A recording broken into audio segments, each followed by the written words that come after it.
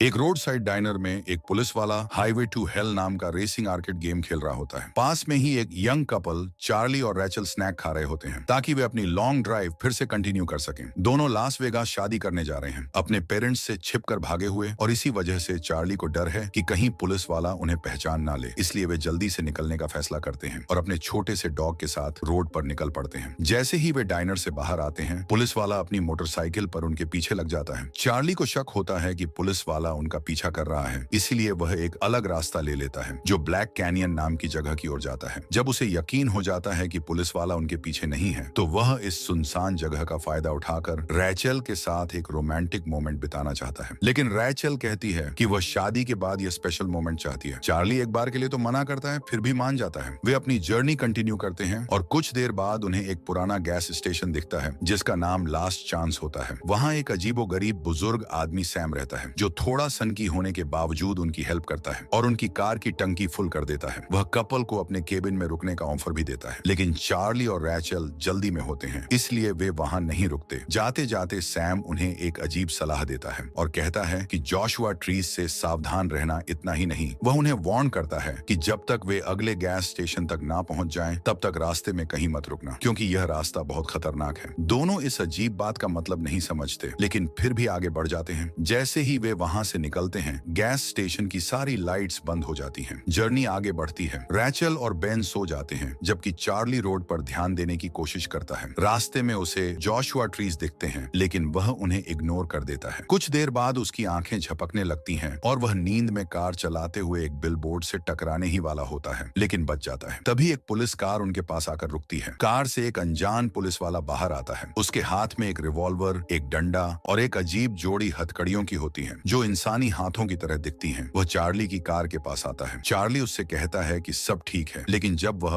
Police वाले का चेहरा ध्यान से देखता है तो उसे अजीब अजीब इंस्क्रिप्शंस दिखती हैं। कुछ बोले बिना ही वह पुलिस वाला अपने हाथों से कार का दरवाजा उखाड़ देता है और रैचल को खींचकर बाहर निकाल लेता है। चार्ली और बेन उसे रोकने की कोशिश करते हैं, लेकिन वह पुलिस वाला बड़ी आसानी से उन्हें जोरदार मुक्के मारकर गिरा देता है। रैचल कार के अंदर फंस जाती है और जब वह बाहर निकलने की कोशिश करती है तो पुलिस वाले के हाथ हिलाते ही कार का हैंडल गायब हो जाता है। रैचल किसी तरह अपनी नेकलेस गिरा देती है, लेकिन वह बच नहीं पाती और पुलिस वाला उसे अपने साथ ले जाता है। कुछ मिनट बाद बेन होश में आता है और चार्ली को उठाने की कोशिश करता है। चार्ली जैसे ही जागता है, वह घबराकर रैचल को पुकारता है, लेकिन उसे सिर्फ उसकी गिरी हुई नेकलेस मिलती है। अब उसके पास और कोई ऑप्शन नहीं होता, इसलिए वह वापस सैम के गैस स्टेशन लौटता है। गैस स्टेशन पहुंचते ही चार्ली सैम से पूछता है कि वह पुलिस वाला कौन था और उसने रोड को खतरनाक क्यों कहा था। तब सैम उसे बताता है कि जिस रास्ते से वे गए थे वहां दो रास्ते हैं, जिनमें से एक रास्ता रोड टू हेल के नाम से जाना जाता है। अफसोस की बात यह है कि रैचल उसी रास्ते पर चली गई जहां पहले भी कई लड़कियां जा चुकी हैं, जिन्हें उस पुलिस वाले ने किडनैप कर लिया था। उनमें से एक लड़की क्लारा भी थी, जो सैम की मंगेतर थी, ठीक वैसे ही जैसे चार्ली कार चलाते चलाते सो गया था। क्लारा भी सो गई थी और फिर वह उस पुलिस वाले की कैद में आ गई थी चार्ली को। अब रैचल को बचाने के लिए खुद नर्क में जाना होगा। ऐसा करने के लिए सैम उसे अपनी पुरानी गन और कार देता है। सब कुछ तैयार होने के बाद चार्ली अपनी गाड़ी में रखता है, लेकिन गलती से एक टेडी बियर गिरा देता है जो असल में एक घड़ी भी है। सैम उस घड़ी को उठाता है और उसमें 24 घंटे का अलार्म सेट करता है, क्योंकि चार्ली के पास नर्क से आकर वापस लौटने के लिए बस इतना ही समय है। अगर वो समय पर नहीं लौटा तो उसे हमेशा के लिए वहीं फंस जाना होगा। ये सब जानकर चार्ली और उसका वफादार कुत्ता रेचल को बचाने के मिशन पर निकल पड़ते हैं। सैम उन्हें बताता है कि नर्क का पोर्टल जोशुआ ट्रीज के रास्ते से मिलेगा। चार्ली तेजी से सड़क पर दौड़ता है, लेकिन जैसे ही वो गैस स्टेशन छोड़ता है, सैम को याद आता है कि उसे चार्ली को कार की खास ताकत के बारे में बताना चाहिए था, लेकिन अब बहुत देर हो चुकी है। चार्ली जोशुआ ट्रीज के रास्ते पर तेजी से गाड़ी चला रहा होता है। तभी अचानक एक कार उसके सामने आ जाती है और रुकने का इशारा करती है। चार्ली तुरंत अपनी गाड़ी रोकता है और गन निकालकर तैयार हो जाता है, ये सोचकर कि ये फिर से वही सीरियल पुलिस वाला होगा, लेकिन इस बार एक असली पुलिस ऑफिसर उसकी गाड़ी से बाहर आता है। चार्ली तुरंत कार की स्पीड बढ़ा देता है और पुलिस वाला उसका पीछा करने लगता है। तभी अचानक बीच सड़क पर एक पोर्टल खुल जाता है और चार्ली उसमें घुस जाता है। पुलिस वाला पीछे ही रह जाता है और चार्ली खुद को नर्क में पाता है, एक वीरान जगह जहां बस धूल और दूर दूर तक फैले पहाड़ ही नजर आते हैं। जब चार्ली नर्क को एक्सप्लोर कर रहा होता है, तब सीरियल पुलिस वाला रेचल को नर्क के एक डाइनर में ले जाता है, जहां भटकी हुई आत्माएं अपने खाने का इंतजार कर रही होती हैं। पुलिस वाला रेचल को काउंटर से जकड़कर हथकड़ी लगा देता है और एक गर्म ड्रिंक ऑर्डर करता है, लेकिन तभी एक मरे हुए पुलिस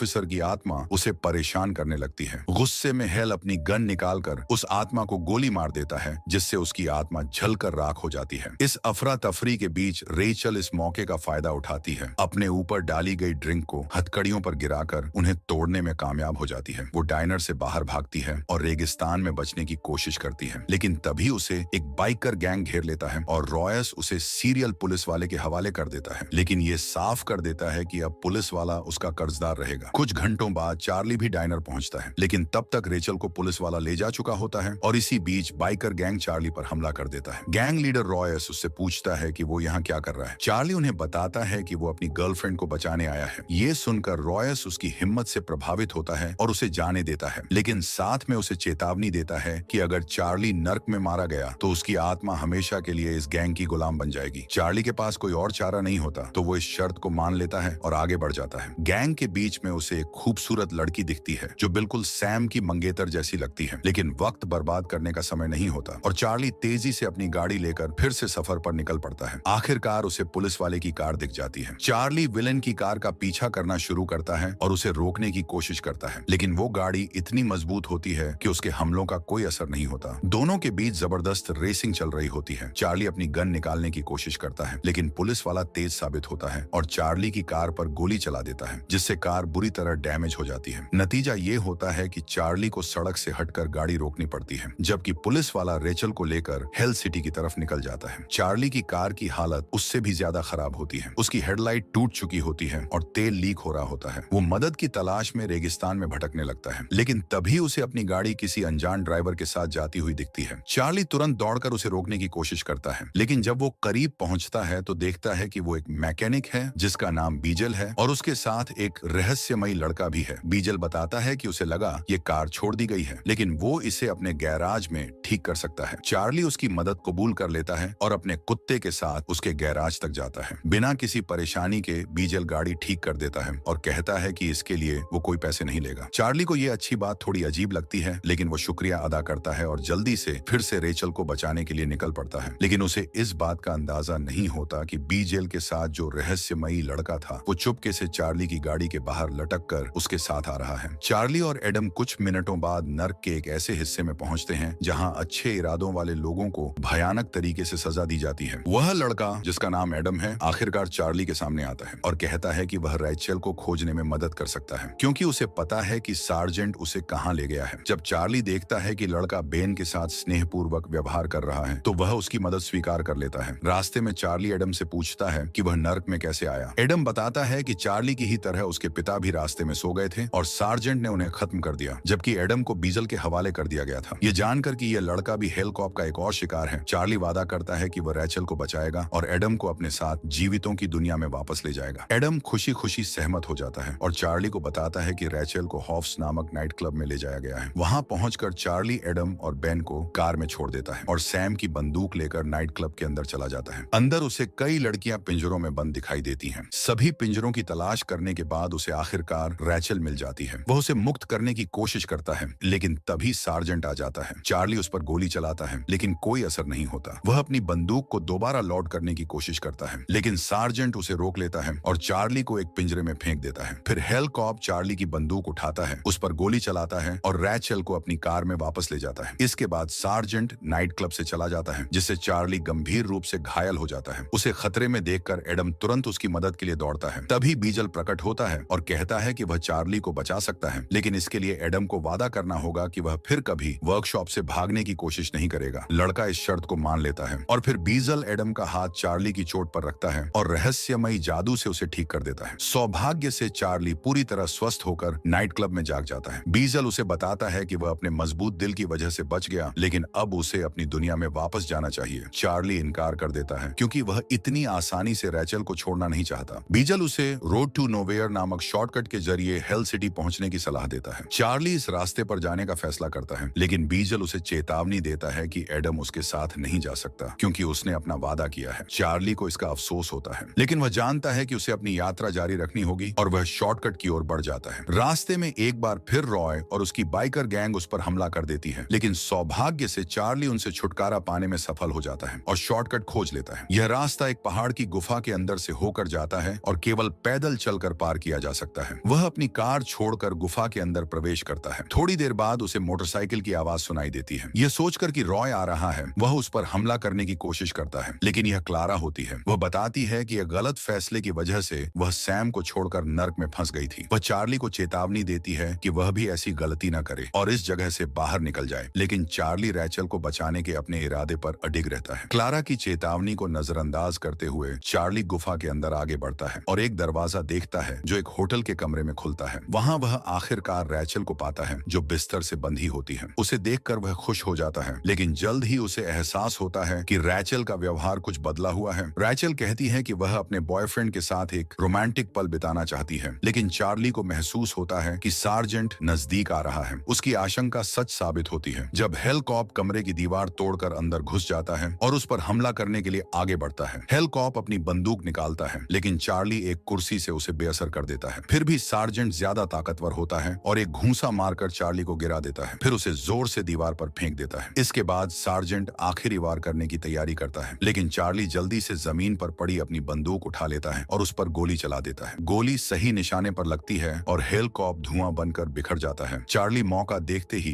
रैचल के साथ भागने की कोशिश करता है, लेकिन रैचल तो रोमांटिक मूड में उसे अपने साथ कमरे में रोकना चाहती है। चार्ली को समझ आता है कि ये वो रैचल नहीं है जिसे वो जानता था, इसलिए वो वहां से हट जाता है। तभी पूरा खेल सामने आ जाता है। आईने में उसकी परछाई दिखाती है कि असली रैचल नहीं बल्कि एक राक्षस है जो उसका रूप लिए हुए है। जैसे ही वो दानव चार्ली पर हमला करता है, चार्ली खुद को बचाने की कोशिश करता है, लेकिन राक्षस उसे कुर्सी पर जकड़ लेता है और अपनी पूंछ से कसकर पकड़ लेता है। फिर भी चार्ली जेब से चाकू निकालता है और उसकी पूंछ काट देता है, जिससे वो खुद को आजाद कर पाता है। आखिरकार वो अपनी गन निकालकर राक्षस को खत्म कर देता है, जो बिस्तर के नीचे छिपे कुएं में गिरकर सीधे नर्क की गहराइयों में चला जाता है। चार्ली इस लड़ाई में जीत तो जाता है, लेकिन अब उसे एहसास होता है कि वो शॉर्टकट बस एक छलावा था। रैचल को बचाने का समय कम होता जा रहा है। फिर भी चार्ली अपनी गाड़ी में बैठता है और तेज रफ्तार से रास्ते पर बढ़ता है, जहां उसे कई कारें एक विशाल सुरंग की ओर जाते हुए दिखती हैं। जल्द ही रास्ता एक लड़ाई में बदल जाता है, जहां बाकी कारें चार्ली को टक्कर मारकर नर्क सिटी तक पहुंचने से रोकने की कोशिश करती हैं। मगर चार्ली हार मानने वालों में से नहीं है। वो चालाकी से उन गाड़ियों को चकमा देता है और आखिरकार सुरंग पार कर नर्क सिटी के दरवाजे तक पहुंच जाता है। अब उसे आगे पैदल ही बढ़ना था। उसके दोस्त बेन के साथ वह एक पुल की ओर बढ़ता है, जिसे 3 सिरों वाला नर्क का रक्षक सेरबेरस बचा रहा होता है। वो चार्ली को आगे बढ़ने नहीं देता, लेकिन बेन उसका ध्यान भटकाने के लिए आगे आता है ताकि चार्ली आगे बढ़ सके। जैसे ही चार्ली पुल पार करता है, वो एक बंदरगाह पर पहुंचता है, जहां उसे चारोन मिलता है, मरे हुए लोगों को पार कराने वाला नाविक। चारोन चार्ली को बताता है कि वो उसे नाव से नर्क सिटी तक ले जाएगा, लेकिन चेतावनी देता है कि अगर वो झील पार करता है तो शायद वापसी का कोई रास्ता नहीं होगा। चार्ली उसकी बातों का धन्यवाद करता है और आखिरकार नर्क सिटी पहुंच जाता है, जो किसी विशाल आधुनिक महानगर की तरह दिखती है। यहाँ पहुंचते ही राक्षसी गार्ड्स चार्ली का पीछा करने लगते हैं, लेकिन वो किसी तरह बचते हुए एक आलीशान कमरे में पहुंच जाता है। वहां उसे रैचल मिलती है, लेकिन उसे यकीन नहीं होता कि वो असली है या नहीं, इसलिए वह आईने में उसकी परछाई देखता है और आखिरकार आश्वस्त हो जाता है कि उसने सही रैचल को ढूंढ लिया है। लेकिन उनका मिलन ज्यादा देर नहीं टिकता, क्योंकि शैतान खुद सामने आ जाता है और बताता है कि उसने रैचल को अपनी पत्नी बनाने के लिए बंदी बना रखा है। वो यह भी कहता है कि वो रैचल को एक ऐसी जिंदगी देगा जिसमें ऐशो आराम की कोई कमी नहीं होगी, ऐसी जिंदगी जो चार्ली उसे कभी नहीं दे सकता। लेकिन रैचल इस प्रस्ताव को ठुकरा देती है, क्योंकि वो सच्चे दिल से चार्ली से प्यार करती है और उसी के साथ रहना चाहती है। शैतान उनके प्रेम को देखता है और कहता है कि वे जा सकते हैं, लेकिन एक शर्त पर कि वे पीछे मुड़कर नहीं देखेंगे, वरना वे कभी मुक्त नहीं हो पाएंगे। दोनों इस शर्त को मानकर भागते हैं, लेकिन तभी शैतान हंसने लगता है और अपने असली रूप को प्रकट करता है। वो और कोई नहीं बल्कि बीजल मैकेनिक था। कुछ ही मिनटों में चार्ली और रैचल शहर से बाहर निकलने की कोशिश करते हैं, लेकिन उन्हें अतीत की भटकी हुई आत्माओं से घिरा हुआ पाते हैं। सौभाग्य से